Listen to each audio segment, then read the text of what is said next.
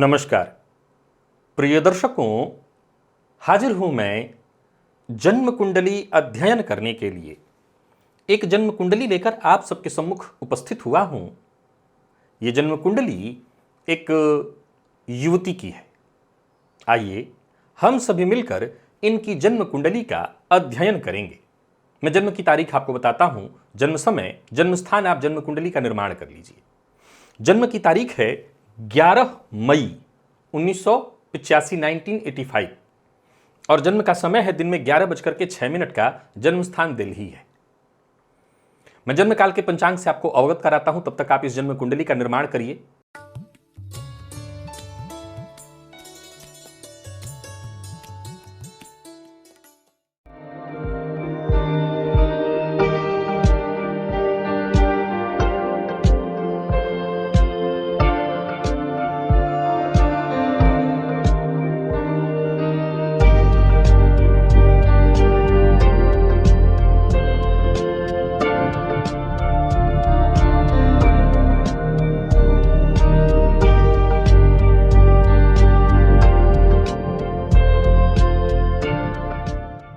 इन्होंने शनिवार के दिन जन्म लिया है और ज्येष्ठ मास में कृष्ण पक्ष की अष्टमी तिथि का इनका जन्म है।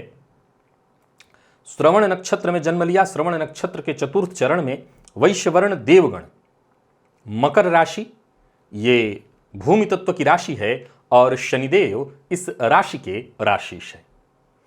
प्रिय दर्शकों, यह जन्म कुंडली एक तरह से प्रमाण है। बहुत से कार्यक्रमों में इस कुंडली से संबंधित बहुत सी बातें मैंने जो कही है वो घटित हो रही है और इनके जीवन में भी घटित हो रही है। प्रश्न सिर्फ एक, और वही प्रश्न मैं लगातार कहते रहता हूं, आपको बताते रहता हूं। याद करिए, अगर आप मेरे पुराने दर्शक हैं तो आपने सदैव मेरे मुंह से सुना है एक बात कि कर्क, मकर, कुंभ और सिंह, जिसमें विशेष करके मैं कर्क और मकर की बात करता हूं कि इनके दांपत्य बहुत सुखद नहीं होते। अब देखिए तो इनका लग्न कर्क और राशि मकर, इनको दोनों ही मिल गया है। यानी जन्म कुंडली कर्क लग्न की है तो वहीं चंद्र कुंडली इनकी मकर राशि की। आगे सुनिए, मैं सदैव कहा करता हूं कि वैवाहिक जीवन अगर चलना है तो फिर वो पहला ही चल सकता है, दूसरे की कौन कहे।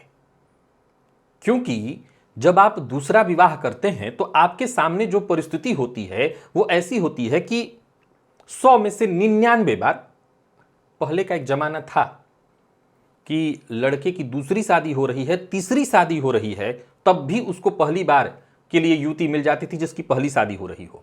अब नहीं मिलता। अब तो लड़कियां नहीं मिलती नॉर्मल विवाह के लिए। तो अब क्या है कि जब लड़का और लड़की दोनों ऐसे हैं जिनका विवाह एक बार पहले टूट चुका है, तो एक बात तो फाइनल है कि उनकी कुंडली का सप्तम भाव कहीं ना कहीं पीड़ित होगा।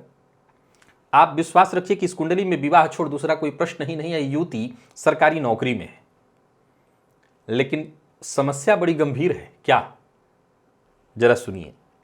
इनका पहला विवाह जो हुआ वो 2011 में, मैं कुछ पॉइंट नोट करके रखा हूं इनके लिए जो मैं आपको बताना चाहता हूं कि इनका पहला विवाह 2011 के मार्च में हुआ था। ये लमसम 26-27 वर्ष की रही होंगी।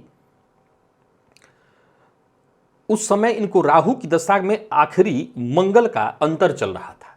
गौर करिएगा, मैंने ये पॉइंट भी अपने कार्यक्रमों में कई बार बताया कि मैंने देखा है कि राहु की दशा में विवाह हो, शनि की दशा 7.5, शनि की ढैया 7.5 में, दशा नहीं, शनि की 7.5 और ढैया में विवाह हो, तो मैंने उस विवाह के परिणाम बहुत उत्तम नहीं देखे। ये प्रमाण है। तो इनका पहला विवाह वहीं हुआ था जब राहु की दशा चल रही थी, अंतिम चरण में थी, और वहां मंगल के अंतर में विवाह इनका हुआ। और मैं बता दूं कि वो विवाह चला ही नहीं, वो बहुत कुछ दिनों तक चला। 2011 के मार्च में विवाह हुआ और 2012 के जनवरी में वो टूट गया। दूसरा विवाह इनका फिर उन्होंने 2014 में किया और 2014 के जून में किया। उस समय अगर आप इनकी कुंडली को देखेंगे तो उस समय देवगुरु की दशा में इनको शनि का अंतर चल रहा था। ज्योतिष शास्त्र कहता है कि गुरु की दशा में सप्तमेश का अंतर हो, शुक्र की दशा में सप्तमेश का अंतर हो तो भी विवाह होता है। इनका दूसरा विवाह वहां हुआ और अब वो जो दूसरा विवाह है वो 2018 के नवंबर में फिर टूट गया। यानी डाइवोर्स इत्यादि हो गया, सब फाइनल हो गया। इनके पास अब दूसरे विवाह से एक बेटी है। अब इनका क्या प्रश्न है कि दूसरी शादी से इनको बेटी है, अब ये तीसरी शादी करें वा ना करें। आगे विवाह का सुख है, करना चाहिए, इनका प्रश्न है। सरकारी नौकरी में है, जीवन में धन संबंधी कोई परेशानी नहीं है। बस एक और प्रश्न उन्होंने पूछा कि बेटी का जीवन कैसा रहेगा, लेकिन उसमें भी इन्होंने पूछा है एक बात और कि क्या आगे और संतान सुख है। बस इतना ही। अच्छा, एक लाइन इन्होंने जोड़ा है इसमें कि क्या मैं बिना विवाह किए रहूं या साधना करूं। देखिए, देखा जाए तो आपका जो लग्न है कर्क, करना तो चाहिए आपको साधना करने में कोई बुराई नहीं है। पर ये देखिए, सबसे बड़ी समस्या ये है कि साधना भी क्या कोई आसान है? साधना भी इतनी आसानी से कहां होने वाली है। वैसे आपकी कुंडली में कमाल की बात है कि षड्बल में सबसे बलवान आपके सूर्य हैं, जो कि दशम में है। और अच्छा देखिए, इनके सूर्य कैसे हैं, तो हैं उच्च राशि में, पर 26 अंश पर है, मृत अवस्था में, पर फिर भी बहुत बली है। नौमांस में वो धनु राशि में है। प्रिय दर्शकों, जरा इनके नौमांस की भी मैं यहां चर्चा करना चाहता हूं। इनका जो नौमांस है वो वृश्चिक लग्न का बन रहा है और सप्तम में केतु मंगल की युति है। केतु मंगल की युति है और लग्न में फिर राहु हो जाएंगे। तो यहां राहु और केतु नीच राशि में बैठे हुए हैं, मंगल के साथ सप्तम में होना, और शुक्र जो कि इनके नौमांस में सप्तम पति बनते हैं, अपने ही घर से षडाष्टक योग, और गुरु के साथ उन्होंने तात्कालिक शत्रुता बना ली है। अब पति के कारक होते हैं देवगुरु बृहस्पति। वो देवगुरु बृहस्पति, जरा ध्यान से सुनिएगा, इनकी कुंडली के जन्मांक में नीच के हैं, नौमांस में उच्च के हैं, तो फल देते कैसे माने जाएंगे? उच्च के। लेकिन अभी बात यही पूरी नहीं हुई है, सिद्धांत और मैं समझाता हूं। अब वो देवगुरु बृहस्पति नौमांस में भाग्यभाव में बैठे हैं, शनि के साथ बैठे हैं और राहु की दृष्टि से दृष्ट हैं। तो एक पापग्रह के साथ युक्त हैं और एक पापग्रह से दृष्ट हैं। अब आप जरा इस कुंडली के कुछ पॉइंटों पर आइए। पहला विवाह ये है, दूसरा विवाह ये है, अब तीसरे विवाह की बात चल रही है। जरा ध्यान से समझिए। आइए मैं चलता हूं आपको देवगुरु बृहस्पति की ओर लेकर के। प्रिय दर्शकों, देवगुरु बृहस्पति स्त्री की कुंडली में पति के कारक होते हैं। अब वो इस कुंडली में नीच के हैं, ध्यान से सुनिए। नौमांस में जब उच्च के हैं तो मूलतः उच्च का फल देने वाला माना जाना चाहिए। सिद्धांत तो यही कहता है, माना जाएगा। ये नौकरी में है, पद पर है, धन की कोई कमी नहीं है। सूर्य के पास षड्बल में बल है, लेकिन सूर्य मृत अवस्था में, यहां गुरु ने अपना काम किया है, गुरु उच्च का प्रभाव दे रहे हैं, इनको पदासीन किए हुए हैं, धन धान्य की जीवन में कोई कमी नहीं। और एक बात सुनिए, पहला विवाह टूटते दूसरे विवाह का अंतराल देखिए, 2 साल में फिर दूसरा भी विवाह हुआ, और मैं कमाल की बात बताऊं आपको, इनका तीसरा विवाह भी हो जाएगा। तो यहां उच्च के गुरु ने अपने से संबंधित जो चीजें होती हैं वो दी जरूर हैं, परंतु मैं क्या कहा करता हूं अपने कार्यक्रमों में कि जब कोई नीच का ग्रह होता है और किसी भी कारण से उससे के नीचत्व को हम अलग तरीके से देखते हैं, जैसे उच्च राशि नौमांस में है या शनि की दृष्टि पड़ने से इनका नीचत्व भंग हो रहा है। अच्छा, इस वाले सिद्धांत को भी मैंने कई बार आपको बताया हुआ है। ये सूत्र यहां पर मेरे कार्यक्रम अगर आप देखते हैं तो आपको याद होगा कि मैंने कहा था कि अगर सप्तम भाव में देवगुरु यहां नीच राशि में बैठे हैं, शनि की दृष्टि से दृष्ट, तो यहां नीचत्व भंग होगा या दाम्पत्य जीवन जातिका का या जात विशेष करके स्त्री के लिए, क्योंकि पुरुष की कुंडली में गुरु का कोई यहां लेना देना ज्यादा नहीं होता, तो ये गुरु क्या दाम्पत्य और संतान सुख देने में सक्षम हो पाएंगे जातिका के लिए? जवाब है ना। क्यों? क्योंकि ये जो शनि की दृष्टि है वो विच्छेदात्मक ही मानी जाएगी। शनि की दृष्टि विच्छेदात्मक ही मानी जाएगी और शनि से संबंधित जो भी सुख है उसमें कहीं ना कहीं कमी आएगी। अब चूंकि वो गुरु जो है नौमांस में उच्च का फल दे रहे हैं, वो विवाह तो कराने में सक्षम है, करा दे रहे हैं। संभव है कि कोई ऐसे, क्योंकि लड़का और लड़की की जब भी बात आती है संतान उत्पत्ति के लिए, तो मैं यहां तक ये भी सिद्धांत कहा हूं कि यहां अकेला शनि भले वो वक्री है, अंश वाइज कमजोर है, पर विशाखा नक्षत्र गुरु के नक्षत्र में बैठा है, तो इनकी कुंडली के पंचम में बैठा शनि भी एक संतान देने में सक्षम है, पुत्र संतति देने में सक्षम है। लेकिन मूलतः यहां देखा जाए तो मंगल की दृष्टि शनि पर, और अब पता नहीं इनकी शादी जो 2 पहले हुई हैं वो कैसे हुई थी, कुंडली कितनी मैच की गई थी, क्या की गई थी, क्योंकि पुत्र संतति के पीछे अगर किसी का हाथ है तो वो पुरुष का ही हाथ है, और स्त्री संतति के पीछे किसी का हाथ है तो वो केवल और केवल पुरुष का हाथ है। यानी कुंडली में उसके योग देखना होगा उस बात को। तो इनकी कुंडली में मान लिया जाए अगर हम संतति को देव गुरु के दृष्टिकोण से देख भी लें तो वो गुरु जो शनि की दृष्टि से दृष्ट हैं वो डिस्टर्ब हुए। अब सुनिए, दूसरे विवाह की ओर चलें, उससे पहले हमें यह जानना है कि स्त्री की कुंडली में या किसी की भी कुंडली में, पुरुष की कुंडली में भी, पुरुष की कुंडली में क्या होता है कि स्त्री कारक और दाम्पत्य कारक दोनों शुक्र बन जाते हैं। स्त्री की कुंडली में पति कारक अलग हो जाते हैं, देवगुरु हो जाते हैं, पर दाम्पत्य कारक सदैव शुक्र ही रहते हैं। अब जरा उस शुक्र को देखिए तो वो शुक्र उच्च राशि में बैठे हैं। बड़ा ध्यान से सुनिएगा, ये सिद्धांत बड़ा अद्भुत है। अब वो शुक्र यहां उच्च राशि में बैठे हुए हैं, पर वो उच्च का फल नहीं दे पाएंगे। क्यों? क्योंकि जिसकी राशि में बैठे हैं उसका राशिपति स्वयं नीच का है। यहां यह सिद्धांत लागू मत करिए कि उसका नीचत्व भंग हुआ है, वो नौमांस में उच्च का फल दे रहा है। यहां यह बात ध्यान रखना है कि जो भाव अधिष्ठित ग्रह है वो कहीं ना कहीं पहले तो नीच राशि में है और वो विच्छेदात्मक ग्रह से दृष्ट है। तो भाव अधिष्ठित जो ग्रह है वो भावपति के प्रभाव से भी प्रभावित होता है। ध्यान से सुनिए, ये सिद्धांत कल मैंने प्राच्य ज्योतिष पर एक सिद्धांत आपको समझाया था, उसी सिद्धांत को मैं जरा विस्तृत करके समझाता हूं फिर से। यहां पर इसको समझिए कि भाव अधिष्ठित ग्रह भावपति से प्रभावित होता है और भाव अधिष्ठित ग्रह से भी भावपति प्रभावित होता है। अब इसका क्या मतलब हुआ? यहां ये शुक्र उच्च हुए हैं गुरु की राशि में, तो शुक्र कैसे ग्रह हैं? तो शुक्र शुभ ग्रह हैं, शुक्र शुभ ग्रह हैं।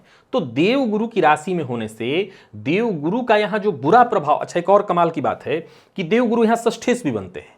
तो एक ज्योतिषीय सिद्धांत कहता है कि भाई गुरु यहां पर भाग्येश हैं तो उनको षष्ठ का दोष नहीं होगा, लेकिन मेरे ही द्वारा कार्यक्रम में मैंने एक प्रश्न उठा करके आपसे पूछा था कि तब सवाल उठता है कि यहां पर षष्ठ का फल कौन देगा? जवाब है देवगुरु, देवगुरु ही फल देंगे। और आपको मैं बता दूं इस समय गुरु की ही दशा चल रही है। तो ये गुरु षष्ठेश होकर के सप्तम में बैठे हुए हैं, ये दाम्पत्य को डिस्टर्ब करने वाले हैं। तो पहले भी अब दाम्पत्य की भी हम चर्चा कर रहे हैं, दूसरे दाम्पत्य पर अभी हम लोग पहुंचे ही नहीं है। तो पहले दाम्पत्य की स्थिति ऐसी हुई। अब जैसा मैंने कहा कि शुक्र के यहां शुभ ग्रह के होने से कुछ न कुछ हद तक गुरु में अच्छाई भी आ रही है। देखिए, नीच के ग्रह और उच्च के ग्रह का जो ये सिद्धांत है वो ऐसे है कि उच्च का ग्रह और नीच का ग्रह इसमें कोई विशेष अंतर नहीं, दोनों अच्छा ही फल दे रहे हैं, एक शुभता के मामले में एक अशुभता के मामले में। आज के इस परिवेश में बहुत सारे ग्रंथों में इस बात की चर्चा है कि 3-4 ग्रह कुंडली में नीच राशि में हो तो भी जातक को महाराज बनाते हैं। महाराज मतलब धन धान्य से युक्त। अब ये दूसरा विवाह है। प्रिय दर्शकों, अगर आप दूसरे विवाह की स्थिति को देखें तो दूसरे विवाह का स्वामी नीच का माना जाएगा, दूसरे विवाह का जो स्वामी है वो नीच का माना जाएगा। और फिर बात वहीं फिर घूम के आएगी कि जो पति कारक गुरु हैं वो पीड़ित ही हैं। इसीलिए मैं हमेशा कहा करता हूं कि अगर आप दूसरे विवाह की ओर जाते हैं तो भाई किसी की शादी टूटी है तो कुंडली में 2-3 सिद्धांत तो घटित हो ही रहे होंगे, जिसमें पहला यह है कि भाव पीड़ित होगा, भावपति पीड़ित होंगे, भावकारक पीड़ित होंगे, तभी तो विवाह टूट गया है। दाम्पत्य जीवन में आमतौर पर मतभेद होता है और 100 में से 90-99 लोगों के घर होता है, मैं तो कहूंगा 99 लोगों के घर होता है। लेकिन एकदम से विच्छेद हो जाना, तो विच्छेद होना 100 में से 99 घर में नहीं होता है, मतभेद अपनी जगह पर है। तो जब विच्छेद हो रहा है मतलब कहीं ना कहीं ये चीजें पीड़ित हैं उस कुंडली में, भाव भावपति भावकारक। अब इस अवस्था में यहां दूसरा विवाह भी कोई विशेष श्रेष्ठ स्थिति में नहीं, नौमांस की चर्चा आपके सम्मुख में रख चुका हूं। अब हम इससे आगे बढ़ें तो इनको वर्तमान समय में 7.5 भी चल रही है, इनको 7.5 भी चल रही है। अब उस 7.5 के दौर में आकर के अगर आप देखते हैं तो शनि की दृष्टि सीधी चंद्रमा पर है, मानसिक अशांति परेशानी। मैं एक और सूत्र में हमेशा सिद्धांत आपको बताया करता हूं कि जन्म कुंडली के 2 भाव कौन कौन, तो चतुर्थ और सप्तम, ये सुप्त नहीं होने चाहिए, पर इस पर पाप ग्रह की दृष्टि भी नहीं होनी चाहिए। अगर ये भाव सुप्त है तो भी खराब, पाप ग्रह से दृष्ट है तो और खराब। तो ये दूसरे भाव की स्थिति यह है कि यहां भी कुछ विशेष रिजल्ट का नहीं दिखाई पड़ता। अब बात यही खत्म नहीं हुई। अब अगर हम इनके तीसरे विवाह की ओर जाएं तो जरा वो भी सुनिए। तीसरे विवाह में इनके शुक्र की राशि बनी हुई है जो कि उच्च के हैं, प्लस पॉइंट, लेकिन वो उच्च की राशि में होकर के भी अपना संपूर्ण सुख प्रभाव नहीं दे पाएंगे क्योंकि देवगुरु की राशि में बैठकर देवगुरु नीच के हैं। यहां तक आप समझ ले। अब जरा देखिए कि सप्तमस्थ वहां पर, अब ये सप्तम भाव माना जाएगा दाम्पत्य के दृष्टिकोण से। अब यहीं पर मंगल पर पुनः शनि की दृष्टि होगी, दृष्टि गुरु की भी होगी, पर गुरु विवाह कराने में सक्षम है, करा देंगे, लेकिन शनि की दृष्टि सप्तमस्थ मंगल पर होने के चलते, यानी एकादशस्थ मंगल पर होने के चलते जो तीसरे विवाह का सप्तम बनेगा फिर विवाह विच्छेद होगा। अतः मैं सीधे आपके इस पॉइंट पर आता हूं कि आपको तीसरे विवाह की ओर नहीं जाना चाहिए। फिर सवाल उठता है जो मैं कहा करता हूं, देख भाई जीवन आपका है, सो निर्णायक निर्णय भी आप ही को लेना चाहिए, मैं नहीं लूंगा। मैं किसी के जीवन 85 का इनका जन्म है, देखा जाए तो वैसे इनके पास बेटी है जिसके जीवन को लेकर के ये सुरक्षित करके उसकी परवरिश करके अपना जीवन सुखद बिता सकती हैं और पैसे की समस्या है नहीं, नौकरी में है, अपने पैरों पर खड़ी हैं। जैसा इन्होंने आखिरी प्रश्न के रूप में पूछा कि मैं साधना करूं। देखिए, आपकी जब पहली शादी टूटी थी तो आपकी उम्र भी उस समय उतनी नहीं थी, और वो विवाह चला भी बहुत कम था। देखिए चला तो ये विवाह भी नहीं है, गौर करिए तो 2000 दूसरा विवाह इनका कब हुआ है, 14 में हुआ है, और 14 के बाद 18 में टूट गया है। अब इसमें शायद कुछ डाइवोर्स के केस वगैरह में भी टाइम गया होगा, तो कुल मिलाकर के 3 साल ये विवाह इनका चला है। तो मैं ये तो नहीं कहूंगा कि आप अपने जीवन का सारा सुख देख चुकी हैं, अब आपको बिल्कुल इस सब चीजों में नहीं पड़ना चाहिए। हैं आप देवगण की, लग्न आपका कर्क है। अब मैं सीधे आपकी जन्म कुंडली के जरा 3 भावों की ओर ले चलता हूं। यह है वैराग्य त्रिकोण का भाव। इस भाव में केतु बैठे हुए हैं। ये केतु जो यहां होते हैं तो आप लोग कहते हैं, आप लोगों ने कहते ज्योतिषियों को सुना होगा, आप खुद भी सीख गए हैं, और कहते हैं मोक्ष दायक योग। तो यहां से भी उत्पन्न होता है, यहां से भी उत्पन्न होता है, क्योंकि ये वैराग्य त्रिकोण है। तो ये लग्न में ही वैराग्य त्रिकोण के केतु हैं। अब ये केतु जो है, एक तरह से देखा जाए तो आत्मा के जो कारक सूर्य हैं वो उच्च के होकर के बैठे हैं आपकी कुंडली के 10वीं में, और आपका जन्म भी दोपहर में हुआ है, तो सूर्य के पास दिग्बल का बल, हालांकि स्त्री की कुंडली है तो रात का जन्म ज्यादा अच्छा माना गया स्त्री के लिए, पर फिर भी मैं सूर्य को 10वीं में देख रहा हूं तो इसको अच्छा कहूंगा। अब यहीं पर सूर्य बैठे हुए हैं। मेरी राय तो यह है कि आप जितना आपसे साधना हो सके, मैं ये भी नहीं कहूंगा दिन भर माला लेकर के बैठे रहिए और जप करते रहिए, जितनी आपसे हो सके अपनी नौकरी करिए। आपके ऊपर एक जिम्मेदारी है आपकी बेटी की, उसको सही दिशा में ले जाइए, उसको सही दिशा में ले जाइए। और फिर मुझे ऐसा लगता है कि अगर आपने ऐसा किया तो जरूर आपको सफलता मिलेगी। समाज के हित में आप कुछ बड़ा कर सकती हैं। 10वीं का राहु है आपके, नौमांस में बुध आपका मैं देख रहा हूं कि मेष में होने के चलते वर्गोत्तमी है। अब ये जो बुध है इस कुंडली का कारक नहीं है, परंतु व्ययेश, और साथ ही साथ इस कुंडली के लिए वो तृतीयेश बनकर के जाकर के 10वीं में बैठा है। जन्म कुंडली का जो तीसरा भाव है वो पुरुषार्थ का है, और 10वां भाव है वो कर्म का। ये दोनों के दोनों एक तरह से देखा जाए तो एक ही चीजों के द्योतक हैं, एक ही कार्य के द्योतक हैं। पुरुषार्थ और कार्य लगभग लगभग एक जैसी चीजें हैं। तो ये बुध जाकर के 10वीं में बैठे हैं सूर्य के साथ, राहु के साथ हैं। तो आप कर्क लग्न की, मूलतः इस लग्न के लोग भावना प्रधान होते हैं। तो मैं ये तो नहीं कहूंगा कि आप राजनीतिज्ञ बन जाएंगी, पर मैं ये कह सकता हूं कि समाज के हित के लिए, समाज में जो पीड़ित हैं, जो कमजोर हैं, उनके हित के लिए आप कुछ कर सकती हैं। एक और बात सुनिए, देखिए प्रकृति, जब आज समाज में ये कहा जा रहा है, हालांकि ये सही है या गलत मैं नहीं जानता, क्योंकि मैं यहां कहने जाऊंगा तो 50 तरह की बातें लोग उठाएंगे, लेकिन जब ये कहा जा रहा है कि स्त्री पुरुष बराबर हैं, और ये धोखा है स्त्रियों के साथ, ये उनके लिए कह के कि आप बराबर हैं, आपको पीछे खींच दिया जा रहा है। बट ठीक है, अच्छा नहीं लगेगा जब मैं ये कहूँगा। तो एक स्त्री होकर के मैं अगर ये कहता कि स्त्री और पुरुष बराबर नहीं बल्कि शुरू से आगे ही हैं, लेकिन इसको भी, ये चूंकि पुरुष प्रधान समाज है, इसको समझ नहीं कोई सकेगा। विषय यही है कि शुरू से ही स्त्रियां आगे हैं। मैं इसका एक सरल सा उदाहरण दिया करता हूं कि जब प्रकृति ने ही 5 ज्ञानेंद्रिय और 5 कर्मेंद्रिय बनाकर के स्त्री और पुरुष दोनों को भेजा, पर स्त्रियों के पास एक विशेष कर्मेंद्रिय दे करके आगे बढ़ा दिया। तो जब पुरुष, प्रकृति ने ही हमारे साथ भेदभाव किया है, आपको ऊपर रखा है, हमें ये कहने की जरूरत क्या है। पर फिर भी इस समाज के दृष्टिकोण से अगर आप बराबरी की बात करती हैं तो मेरी राय है कि आपके पास बेटी है आपकी, उसकी जिंदगी को सुरक्षित करिए, उसको आगे बढ़ाइए, उसकी शिक्षा इत्यादि को देखिए। ये आपकी संतति, कन्या संतति बेटी, उसकी शिक्षा और ये उसका भाग्य। शिक्षा भाव में शुक्र बैठे हैं। दृष्टि वाइज देखा जाए तो वो किसी ग्रह से दृष्ट तो नहीं है, परंतु लग्न पर यहां पर गुरु की दृष्टि पड़ रही है, और केंद्र के इन ग्रहों से भी वो लग्न प्रभावित होगा। लग्न से ये नवम पंचम का संबंध बनाने के चलते भी सब ठीक है। तो आपके बच्ची का भाग्य मुझे लगता है उज्जवल है, और वो काफी अच्छा कर सकती है। तो आपके पास जो है पुनः यही जीवन देखना, यही देखिए। हो सकता है कि विवाह टूटते समय आपको कम दुख होता हो, मैं बुरा उदाहरण दे रहा हूं, बुरा उदाहरण, कि आपको कम दुख हो रहा हो, लेकिन ऐसा क्या कोई है कि जिसका विवाह टूटेगा और उसको दुख कम हो रहा हो? आप सोचिए कि आप जिस पीड़ा से एक बार गुजरी, दूसरी बार गुजरी, बार बार क्यों गुजरना चाहेंगी? मैं एक और बात आपको बताता हूं,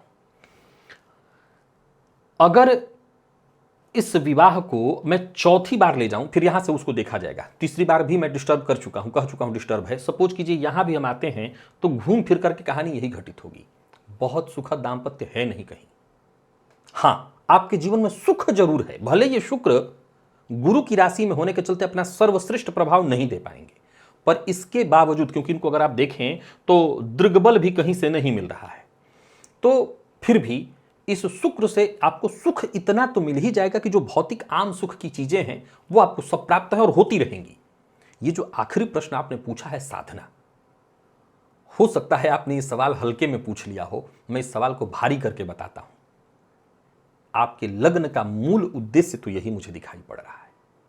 और प्रकृति अगर आपके साथ ऐसे कर रही है तो सामान्य शब्दों में ऐसा लगता है कि दंड दे रही है, लेकिन क्या ऐसा नहीं हो सकता कि आपको अभी याद ना हो, मांगा आपने यही हो?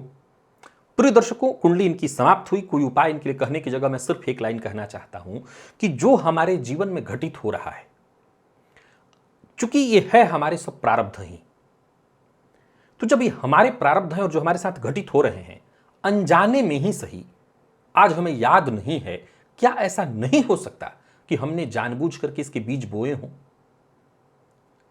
हमें आज याद नहीं है, क्या ऐसा नहीं हो सकता कि हमने ही मांगे हों?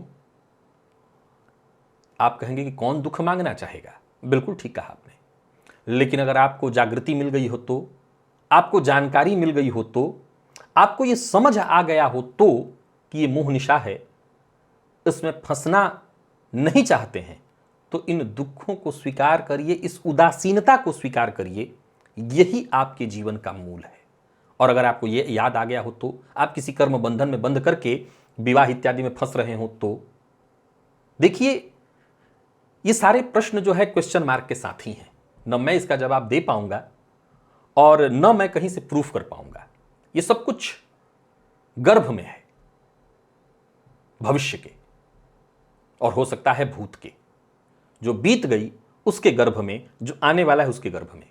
मैं तो केवल क्वेश्चन मार्क यहां उठा सकता हूं, परंतु ज्योतिषी होने के नाते, मैं इस कुंडली को देखने के नाते अपना जवाब जो रख रहा हूं वो यही है। त्याग दीजिए इन सब चीजों को। आपके पास बेटी है, उसकी जिम्मेदारी पूरी करिए, शिक्षा देकर के उसको एक, आपके पास प्रकृति ने लक्ष्मी रूपा कन्या दिया हुआ है, वर विष्णु रूपाय वर ढूंढ करके उसको सही दिशा दे दीजिए, उसको जीवन उसका मिल जाए। और उम्मीद मत रखिए किसी से। आपका लग्न कर्क है, जिस से उम्मीद रखेंगी वहां से आपको दुख मिलेगा।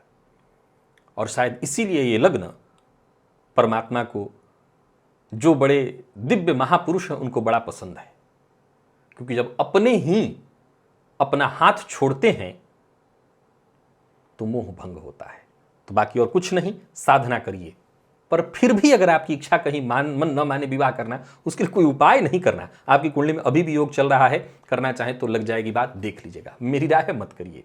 प्रिय दर्शकों, आप इनके लिए कुछ कहना चाहते हैं, मैंने कोई उपाय नहीं बताया, आप गौर कर रहे हो, क्योंकि कोई उपाय की आवश्यकता नहीं। जब मैं कह ही दिया कि साधना पथ पर जाइए, तो उपाय कौन सा बताऊं? और साधना मैं नहीं बताऊंगा, फिर आपको उसके लिए कोई गुरु दीक्षा लेनी होगी। आप गुरु दीक्षा लीजिए, कोई सही दिशा, सही सन्मार्ग पकड़िए और फिर आगे बढ़ जाइए।